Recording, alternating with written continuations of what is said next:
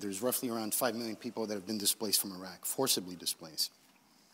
To put that in terms, that's the equivalent of taking everybody from Brooklyn and from Queens and evicting them from their homes. A lot of people don't realize that these people exist and they're human beings just like us, and they're engineers and they're mechanics and graphic designers, and they're just like us. It's invisible in a lot of ways. I think America as a country, we're kind of over the Iraq war and we think it's done. You know, it's like, oh, let's pull out, we're done, you know, let's just move on with this. We're all over it. And the thing is that it's not over. If we don't help them, somebody else will. We created a mess that people like Hezbollah are cleaning up, and where does that leave us in 5 or 10 years down the road? The biggest issue they face is not being able to work. You know, there's huge psychological problems, there's a lot of trauma, all of that has to be addressed, but the fact is they can't survive, like just basic survival. The average Iraqi family is the size of 6, and that's the nuclear family. The registration rates of children in Jordan and Syria, where they could go to school for free, however, is very, very low. And this is because the adults are not able to work, so children actually become the primary breadwinners.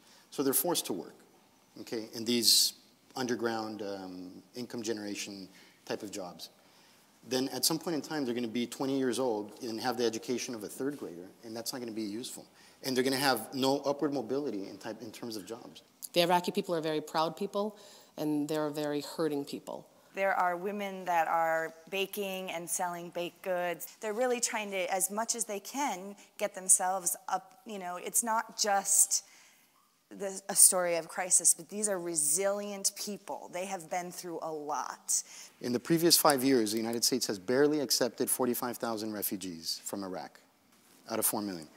The United States is a huge country and has the capacity to absorb refugees when they want to, when they have their minds and their hearts to it. Between 1959 and 1962, the United States took in 200,000 Cuban refugees, okay?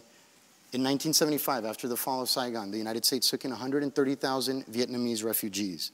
And subsequently, they've accepted another 1 million Vietnamese refugees into the United States. So there's a lack of interest in the United States, or there has been a lack of interest in the United States to do this. One of the issues with refugees when they come here is that many Iraqis don't speak English.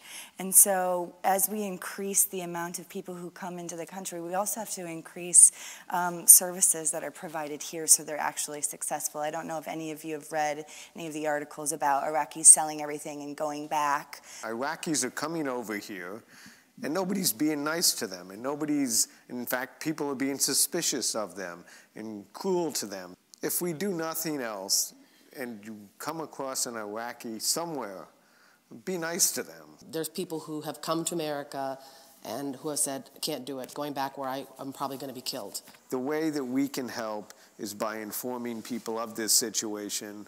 You can't address or solve a problem until you understand it and embrace it.